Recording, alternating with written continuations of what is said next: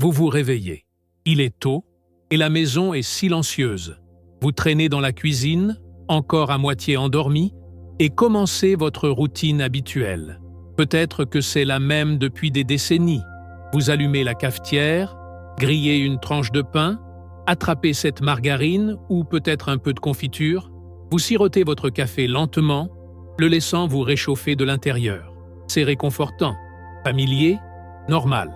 Mais si cette routine même déchirait silencieusement votre estomac, pour des millions de personnes de plus de 50 ans, ce n'est pas juste une habitude inoffensive.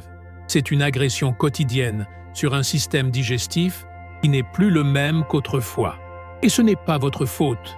On ne vous a jamais dit que ce qui marchait à 25 ans pouvait devenir dangereux à 55 ans. Mais la vérité est que votre estomac change avec l'âge. Il devient plus sensible, plus lent à récupérer et beaucoup moins tolérant au stress, surtout tôt le matin. Cette tasse de café matinal que vous pensiez vous réveiller, elle réveille aussi l'acide dans votre estomac, agressivement.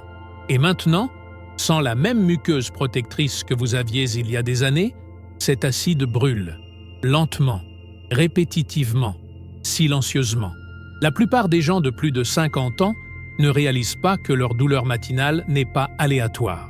Cette sensation de ballonnement, la légère brûlure après le petit déjeuner, l'oppression dans la poitrine, les éructations, la fatigue soudaine, ils attribuent cela au vieillissement, au stress, à une mauvaise nuit de sommeil. Mais c'est comme ça que ça commence. Subtil, silencieux et dangereusement constant. Votre estomac est tapissé d'une barrière muqueuse qui le protège de son propre acide. Quand vous êtes jeune, cette muqueuse est épaisse, forte et se régénère rapidement. Mais avec l'âge, elle s'affaiblit. Les hormones de stress augmentent. Les enzymes digestives diminuent. La circulation sanguine vers l'intestin ralentit. Tout cela rend l'estomac plus vulnérable aux dommages. Et quand vous vous réveillez et jetez immédiatement café, pain grillé et tartinade transformées dans un estomac vide, vous frappez cette surface non protégée encore et encore, comme verser du sel sur une blessure avant qu'elle ait la chance de guérir. Ce qui est pire, c'est que notre génération a appris à croire aux solutions rapides et aux routines fortes. Un gros petit déjeuner est bon. Le café est nécessaire. Manger vite signifie que vous êtes productif. Et si quelque chose fait mal, prenez juste une pilule et continuez. Mais ces croyances ont des conséquences. Surtout maintenant. Après 50 ans, votre digestion n'est plus automatique. Les choses que vous mangez, l'heure à laquelle vous mangez, la façon dont vous mâchez, même l'état émotionnel dans lequel vous êtes quand vous vous asseyez pour un repas, tout compte. Et le matin, quand votre corps se réveille encore, se recalibrant encore après une longue nuit, c'est encore plus important. Imaginez ceci. Vous versez du café noir dans un pot froid et vide, fait de porcelaine fragile. Avec le temps, cette porcelaine commence à se fissurer. Elle tient le coup pendant un moment. Mais un jour, avec juste une autre versée, elle se fend. C'est votre estomac. Vous ne sentez peut-être pas encore les fissures, mais elles se forment, jour après jour, gorgée après gorgée, bouchée après bouchée. Et ce n'est pas seulement le café, c'est le jus d'orange acide, le pain blanc sans fibres, le faux beurre plein de produits chimiques, le manque d'hydratation, la façon dont vous vous précipitez à travers tout en 10 minutes ou moins. Et puis, l'antiacide que vous prenez parce que vous pensez que c'est juste ce que vieillir ressent.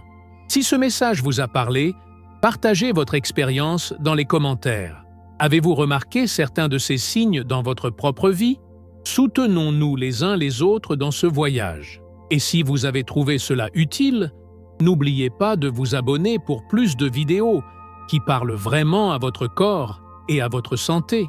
Ces symptômes, brûlure d'estomac, ballonnement, crampes d'estomac, goût aigre dans la bouche, éructation après les repas, ce ne sont pas juste des ennuis, ce sont des avertissements.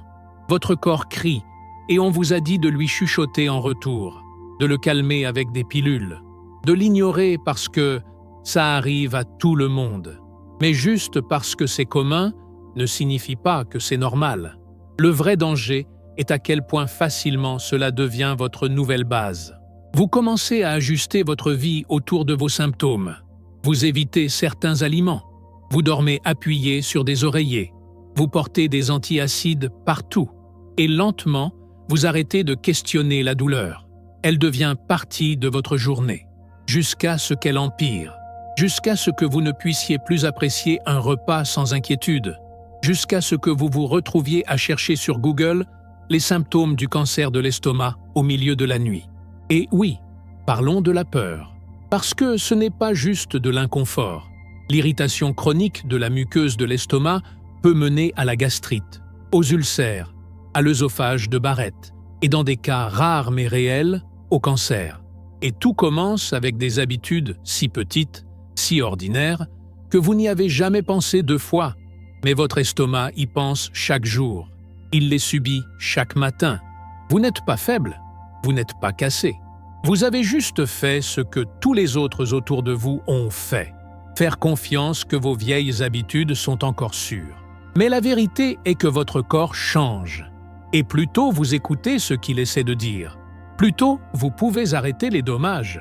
Personne ne vous a dit que les premiers signes de déclin apparaîtraient non pas dans vos articulations, non pas dans votre vue, mais silencieusement à l'intérieur de votre tractus digestif. Ils ne vous ont pas dit que la partie la plus dangereuse du vieillissement n'est pas ce que vous ressentez, c'est ce que vous ignorez. Quelque part, en cours de route, vieillir est devenu une excuse pour vivre dans le coma de votre propre corps. Mais vous avez encore des choix, vous avez encore le contrôle. Et quand vous comprenez ce qui se passe vraiment à l'intérieur de vous chaque matin, c'est là que le changement devient non seulement possible, mais urgent.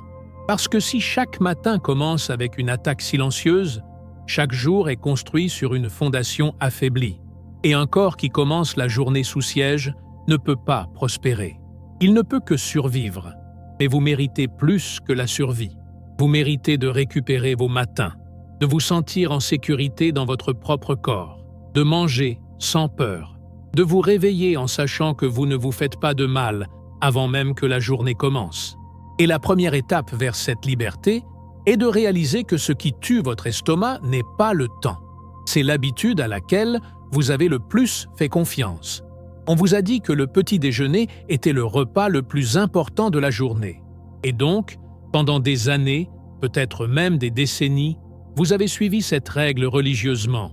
Vous avez versé votre café, vous avez grillé votre pain, vous avez pris un verre de jus d'orange, peut-être une tranche de fromage ou une cuillère de confiture. Ça semblait juste, ça semblait sain, ça ressemblait à prendre soin de vous. Mais ce que personne ne vous a dit, c'est que le petit déjeuner traditionnel auquel vous faisiez confiance si profondément pourrait être la vraie raison pour laquelle votre estomac se sent pire maintenant que jamais. Vous voyez, le corps humain n'est pas statique, surtout pas après 50 ans. Votre digestion ralentit. Les défenses naturelles de votre estomac deviennent plus faibles. Les enzymes qui décomposaient la nourriture sans effort prennent maintenant leur temps. Et ce petit déjeuner lourd et précipité auquel vous avez été entraîné à croire se bat maintenant contre vous. Le café noir qui vous énergisait maintenant déclenche la production d'acide dans un estomac déjà vulnérable. Le jus d'orange, plein de vitamine C, porte aussi de l'acide citrique qui enflamme la muqueuse de votre intestin. Ce pain blanc grillé, dépouillé de fibres, fermente dans vos intestins et cause des ballonnements, de la pression et de l'inconfort qui reste avec vous longtemps après que le repas soit terminé. Et pourtant, tout semble si inoffensif, si normal. Tout le monde autour de vous fait la même chose. Tout le monde attrape quelque chose de rapide et sort. Mais si vous prenez du recul et faites vraiment attention à comment vous vous sentez après ces repas, vous commencerez à remarquer les signes.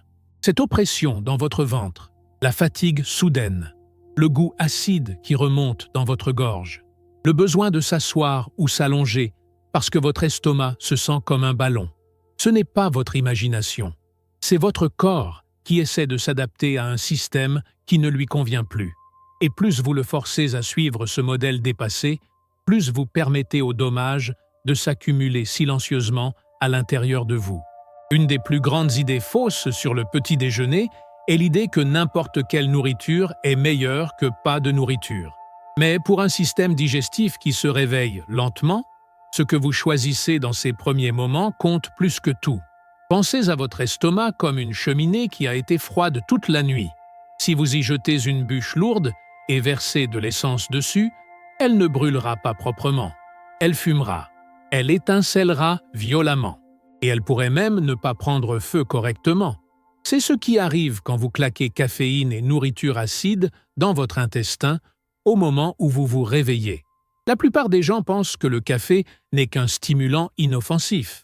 Mais ce n'est pas juste de la caféine. C'est un stimulant puissant qui augmente la sécrétion d'acide gastrique, réduit la pression de votre sphincter œsophagien inférieur et favorise le reflux, surtout quand consommé sur un estomac vide. Avec le temps, cette irritation constante use la muqueuse même censée vous protéger. Et ce n'est pas juste le café.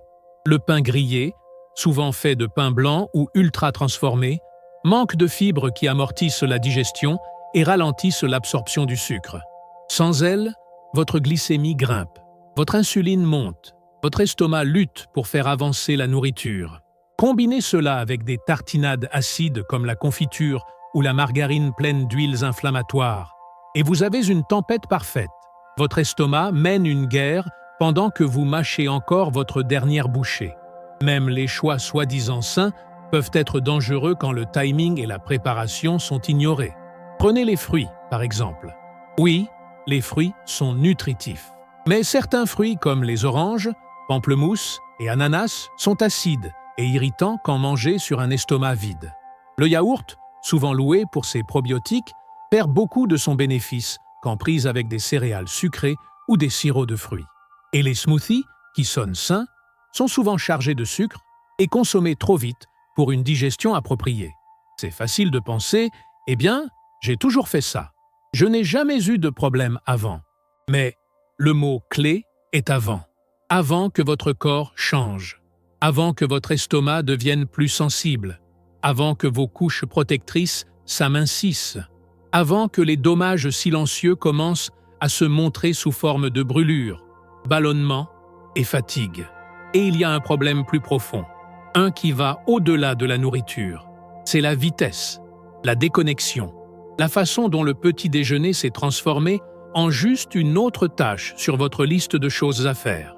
Vous mangez debout, vous mangez en vérifiant votre téléphone, vous mangez en étant stressé, et votre corps ressent ça. Votre intestin est directement connecté à votre système nerveux. Quand vous mangez dans la précipitation, votre corps priorise la survie plutôt que la digestion. Il passe en mode combat ou fuite, retirant des ressources de votre estomac, ralentissant la libération d'enzymes et contractant des muscles qui devraient être détendus. Nous aimerions avoir de vos nouvelles.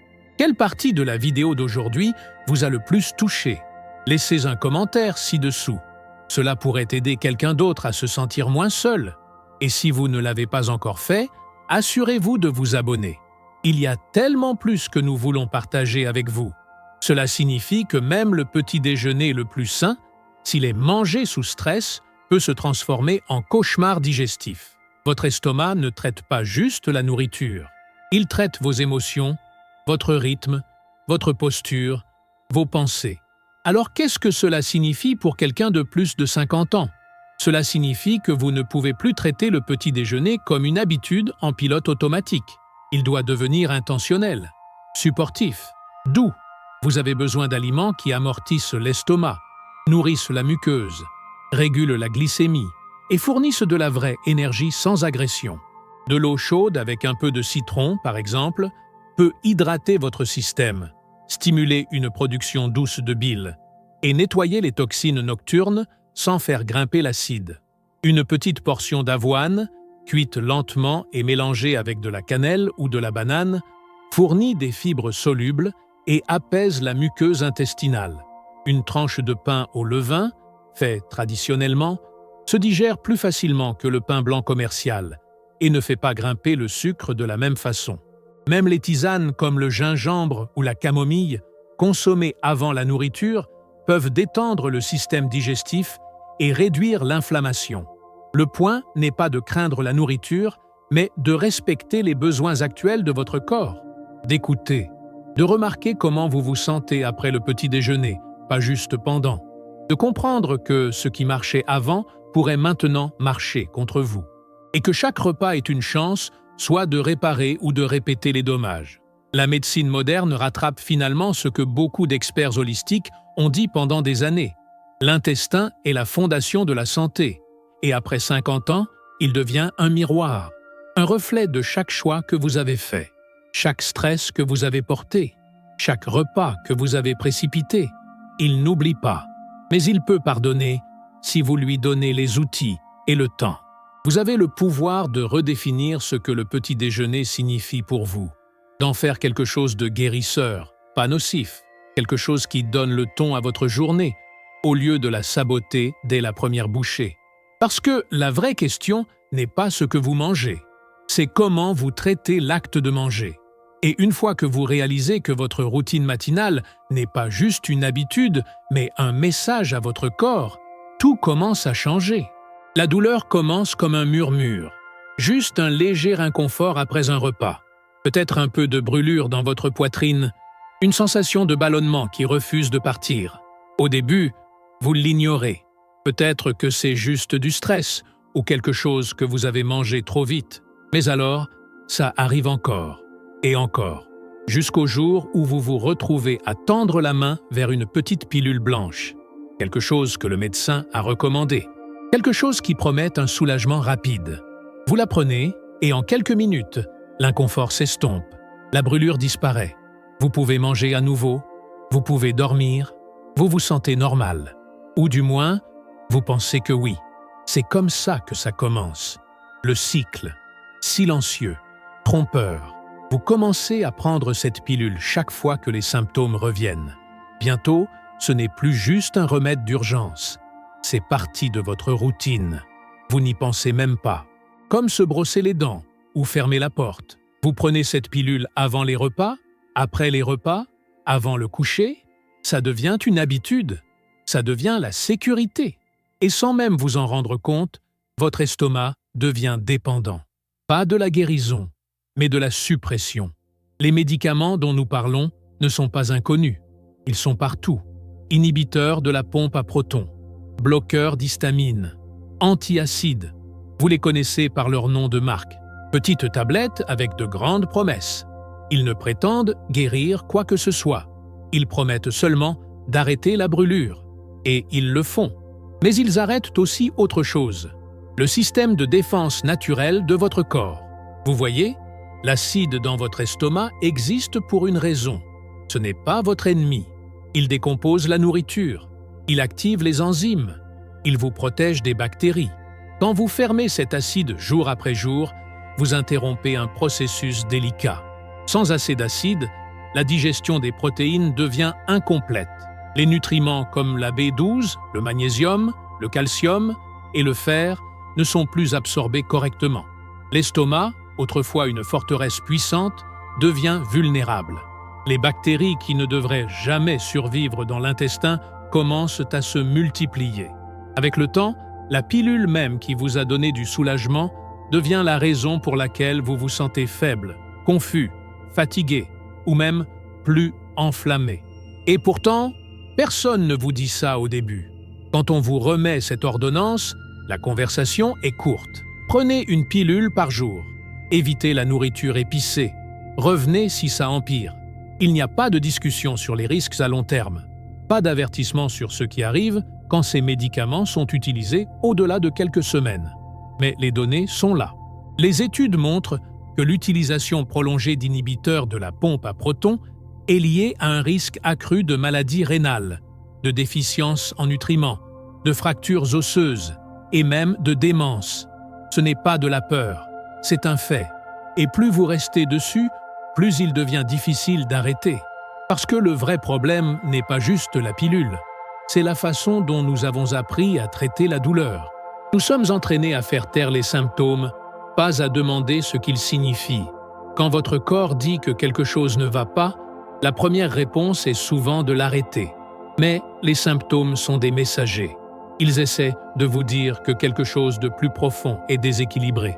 que vos choix alimentaires, vos niveaux de stress, vos habitudes alimentaires, même votre sommeil, créent de la tension à l'intérieur de votre intestin. Quand vous prenez une pilule pour supprimer l'acide, vous pourriez vous sentir mieux à court terme. Mais le problème sous-jacent est toujours là. L'inflammation, la muqueuse endommagée, le sphincter faible, la mauvaise digestion. Tout continue silencieusement, masqué par l'illusion du contrôle. Et quand la pilule commence à s'estomper, les symptômes reviennent, plus forts, plus bruyants, plus fréquents. Vous retournez chez le médecin, et au lieu de chercher la cause racine, on vous prescrit une dose plus élevée, ou un deuxième médicament. Et ainsi, le cycle s'approfondit. Il y a aussi un piège psychologique. Une fois qu'un médicament devient partie de votre vie, lâcher prise semble risqué. Et si la douleur revient pire? Et si je ne peux pas manger sans? Et si je fais plus de mal en arrêtant? Ces questions sont réelles. Et elles gardent des millions de personnes enfermées dans la dépendance, même quand leur corps supplie pour le changement. Mais si l'inconfort que vous ressentez maintenant n'est pas parce que votre corps est cassé, mais parce qu'il essaie de fonctionner sans les outils dont il a besoin, imaginez essayer de digérer un steak sans acide, sans enzymes, sans coordination musculaire. Bien sûr que vous ressentiriez de la pression, des ballonnements, de la douleur. La solution n'est pas de tout fermer davantage, c'est de reconstruire le système, d'écouter les signes et de répondre avec la guérison, pas la suppression. Il y a des histoires qui illustrent cela mieux que les données jamais, comme la femme dans la fin soixantaine qui avait été sur un inhibiteur de pompe à protons pendant plus de 10 ans. Elle a commencé à se sentir fatiguée tout le temps. Sa mémoire est devenue confuse. Elle avait des infections récurrentes. Les tests sanguins ont révélé des niveaux bas de magnésium et B12. Ses os s'affaiblissaient. Mais personne n'avait jamais connecté ces problèmes à son médicament pour l'estomac. Pas jusqu'à ce qu'un nouveau médecin pose une question différente. Et quand elle a lentement arrêté le médicament, avec le bon soutien, son énergie est revenue. Sa digestion s'est améliorée. Sa clarté est revenue. Elle ne traitait plus juste son estomac. Elle le guérissait, finalement. Cela ne signifie pas que chaque médicament est mauvais. Parfois, vous avez besoin de soulagement. Parfois, les symptômes sont trop forts pour être gérés naturellement au début. Mais le médicament devrait être un pont, pas une destination. Un outil, pas une béquille. Et pourtant, dans le monde d'aujourd'hui, c'est devenu la défaut. Les gens reçoivent des ordonnances pendant des années, même des décennies, sans que personne ne vérifie pour demander « Est-ce encore nécessaire? Est-ce que ça aide encore? Ou est-ce devenu partie du problème ?» Quand vous atteignez 50 ans, votre corps devient plus sensible à tout. Pas juste la nourriture, mais les médicaments, les produits chimiques, les toxines, le stress. Les systèmes qui rebondissaient avant prennent maintenant plus de temps à récupérer. Et masquer les problèmes au lieu de les adresser crée un prix plus grand avec le temps. Votre voix compte. Faites-nous savoir dans les commentaires si vous avez vécu quelque chose de similaire ou si vous êtes prêt à faire un changement. Et si cette vidéo vous a aidé à voir les choses différemment, appuyez sur ce bouton d'abonnement pour ne jamais manquer ce qui vient ensuite. La réponse ne réside pas dans la peur, mais dans la conscience, en choisissant de poser de meilleures questions. Qu'est-ce que je ressens vraiment? Qu'est-ce qui déclenche mes symptômes? Quel modèle je vois? Quelles habitudes je répète qui pourraient me garder coincé? Et plus important, comment puis-je soutenir mon corps au lieu de le faire taire? Parce que votre estomac n'essaie pas de gâcher votre journée. Il essaie de vous protéger. Il fait de son mieux avec ce qu'on lui donne. Et quand vous changez votre focus de gérer la douleur à restaurer la fonction, tout change. Vos repas deviennent plus faciles. Votre énergie s'améliore. Votre humeur s'élève. La pilule qui semblait autrefois votre seule option devient juste un de plusieurs outils. Et finalement, peut-être même inutile. Le voyage de retour à la santé digestive ne concerne pas le blâme. Il concerne le partenariat. Entre vous et votre corps, entre vous et les choix que vous faites chaque jour. Ça commence avec la compréhension. Et cette compréhension commence avec une vérité simple. Le soulagement n'est pas la même chose que la résolution. Et plus vite nous arrêtons de confondre les deux, plus vite nous commençons à vraiment guérir. On vous a dit qu'après 50 ans, la douleur fait partie de l'affaire, que la digestion ralentit, l'énergie s'estompe, et l'inconfort devient votre nouvelle normale.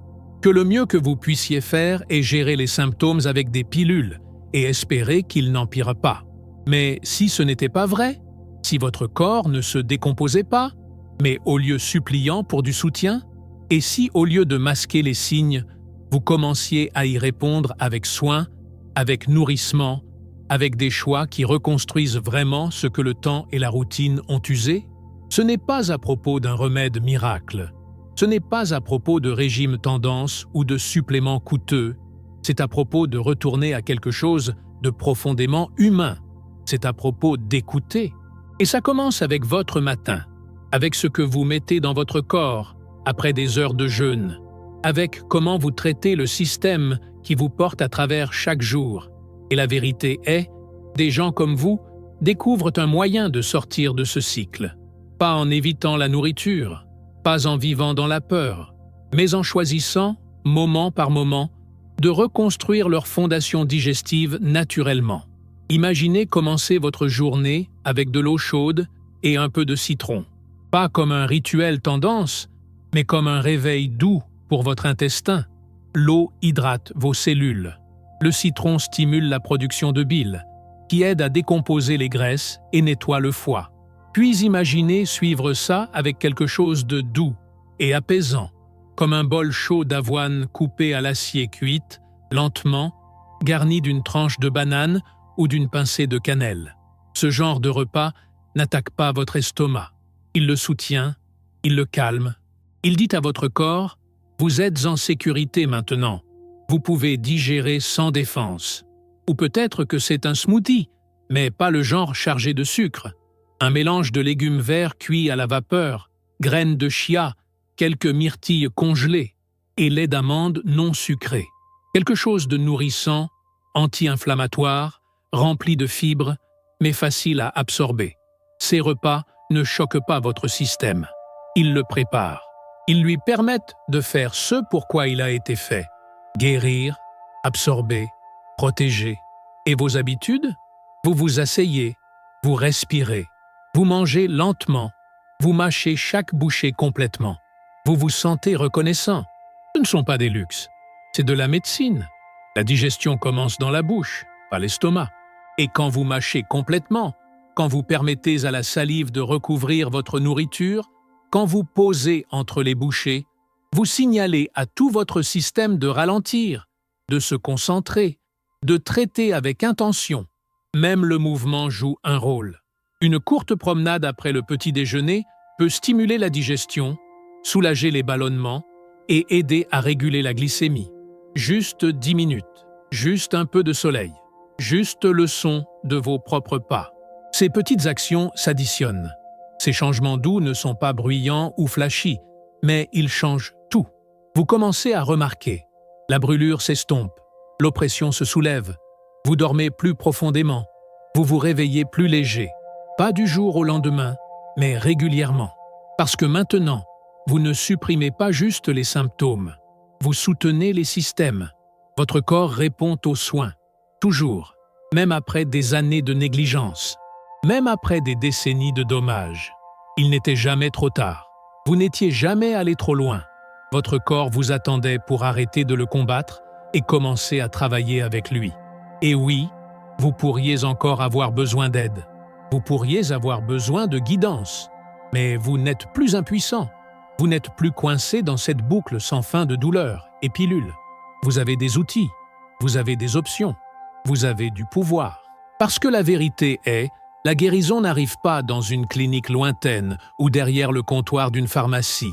Elle arrive dans votre cuisine, dans votre respiration, dans votre conscience, dans votre volonté d'essayer encore, de croire que peut-être, juste peut-être, vous méritez de vous sentir bien dans votre propre corps, que la douleur n'est pas votre punition, c'est votre signal.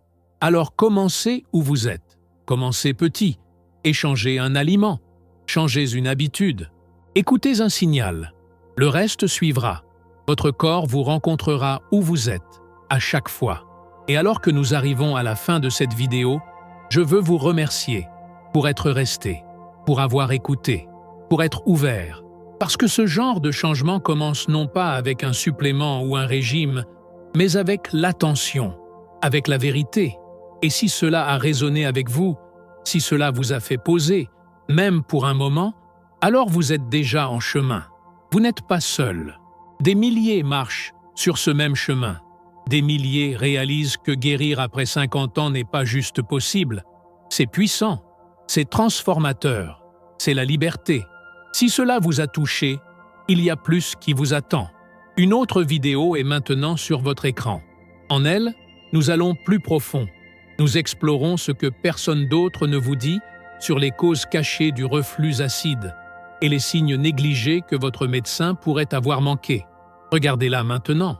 Votre corps est prêt, votre futur aussi.